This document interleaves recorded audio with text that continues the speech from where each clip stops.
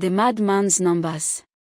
In a small town on the edge of a vast desert, there lived a man named Baba Jango.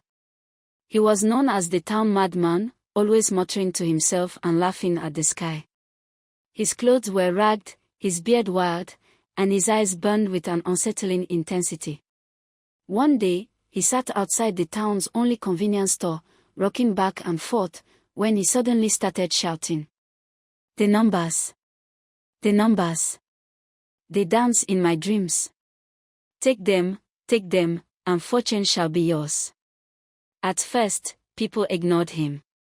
But then, out of curiosity, a struggling fisherman named Tund decided to write down the numbers Baba Jango chanted. That evening, he bought a lottery ticket with those exact numbers. The next day, the entire town erupted in shock. Tund had won. News spread like wildfire. More people flocked to Baba Jango, desperate for their own lucky numbers. He laughed as he scribbled numbers on scraps of paper, his eyes twinkling with mischief. Each time, the winners returned with bags of cash, thanking him, calling him a prophet. The town transformed overnight. People who had once been poor were now rich, business was booming, and even the local priest started visiting Baba Jango for advice. But as the wealth grew, so did the greed.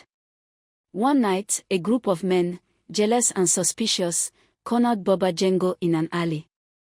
"Tell us, old man, how do you do it?" one of them demanded. Baba Jango only chuckled.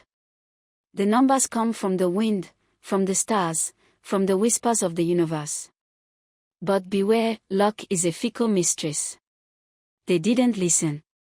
They threatened him, demanding he reveal his secret.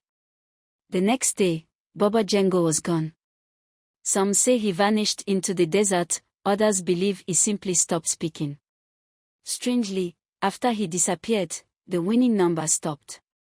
No one else in town ever won the lottery again.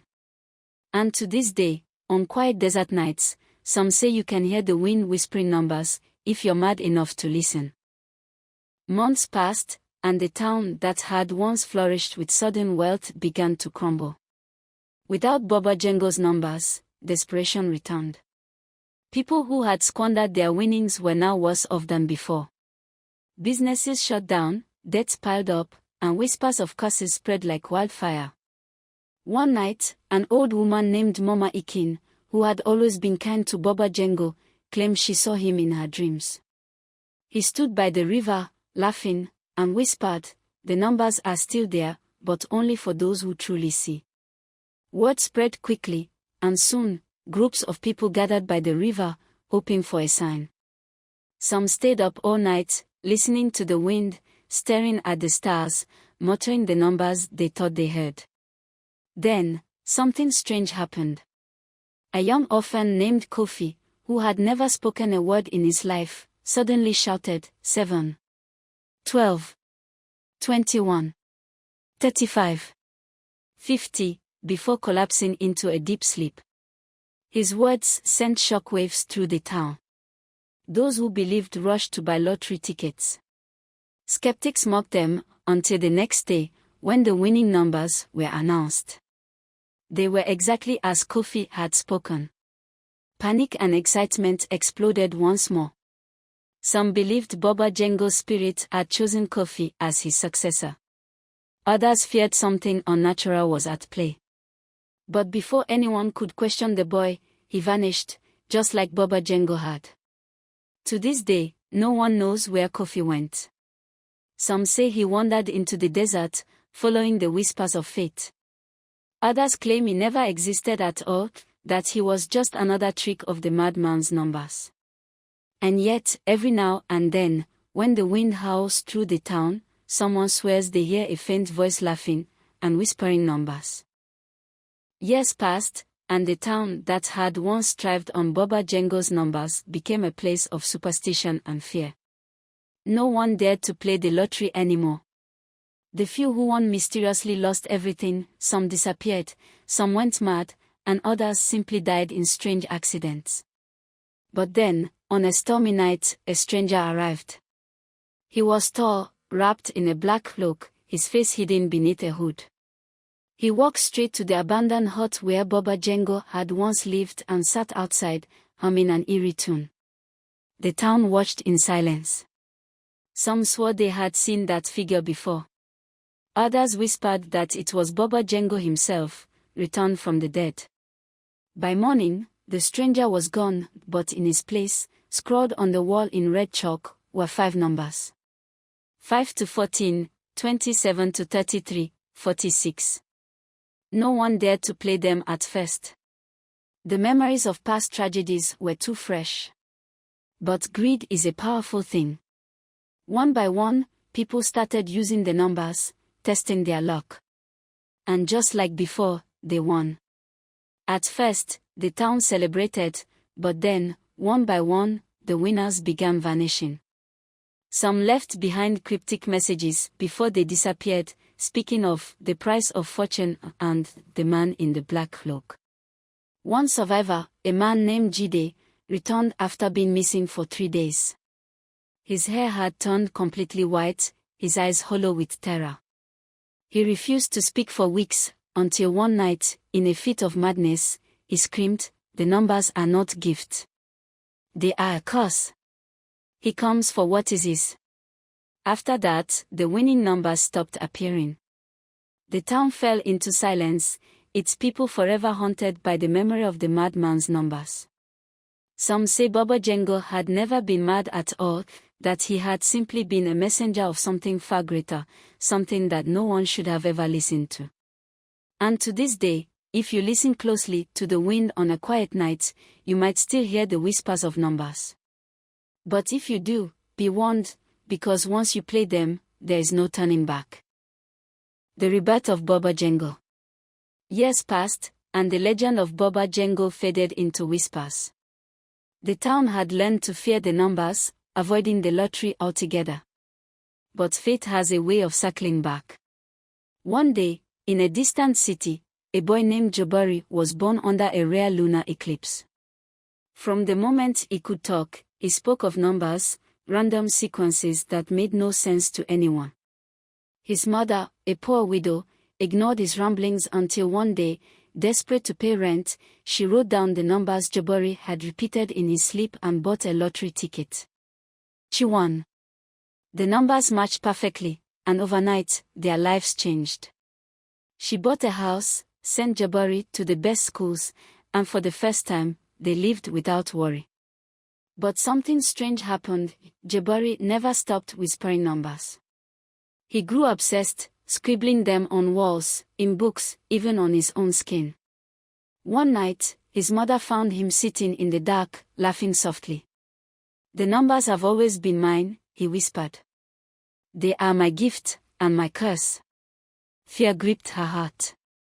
Jabari was only 10, but in that moment, his eyes held the wisdom and madness of an old soul. As he grew, so did his wealth. Every number he played brought him fortune.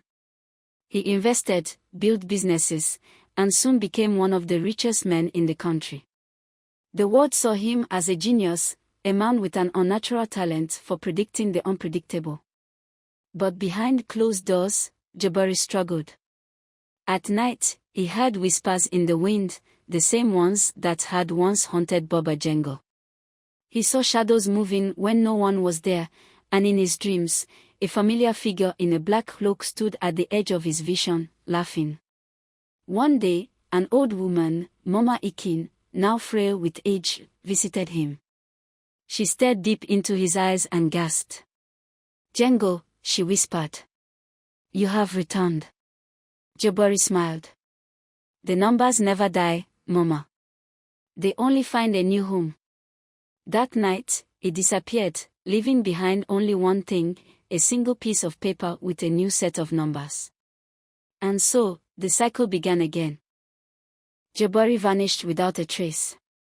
His wealth remained untouched, his businesses continued to thrive, but no one ever saw him again. Rumors spread, some said he had gone mad, others believed he had been taken by the same dark force that had once haunted Baba Django. But deep in the heart of a forgotten village, far from the city's chaos, a boy was born. His mother named him Eo, meaning joy, but from the moment he could speak, he spoke in numbers. At first, his parents thought it was just a child's game, until one day, an old beggar passed by their home. He stopped, looked into Eo's eyes, and gasped. "It is you," the beggar whispered. Eo tilted his head and smiled. "Yes. I am home again." The old man ran through the village, shouting, "The madman has returned. Baba Jango walks among us once more." But Eo was different this time. He did not give numbers freely. He spoke in riddles, warning that fortune always comes with a price. Yet, greed is eternal. People begged him for numbers, offering gold, land, even their souls. Some who received them won great riches, but their lives soon spiraled into misfortune. Loved ones disappeared, shadows whispered in the corners of their homes, and some claimed to see a man in a black cloak watching from a distance. One night, as Eo sat beneath a giant baobab tree, an old woman approached, Mama Ikin, now barely able to walk. She leaned close and whispered, "End the cycle, my son. Let the numbers die." For the first time, Eo's smile faded. He looked at the stars, as if searching for an answer. Then, he closed his eyes and spoke. "The numbers are a gift, but they are also a curse. If I stop, another will take my place." The wind howled. The earth trembled. And then, Eo did something no one expected. He stood up and walked into the darkness, leaving behind only a single message carved into the tree. "Fortune is a debt. Do not play what you do not wish to pay." From that day forward, no one heard of Baba Jango's numbers again. The lottery still existed, but it became just a game of chance. The whispers in the wind faded. The man in the black cloak was never seen again. But every now and then, when the night is silent and the stars shine just right, some say they hear a distant laughter in the wind. Because the numbers, they never truly die.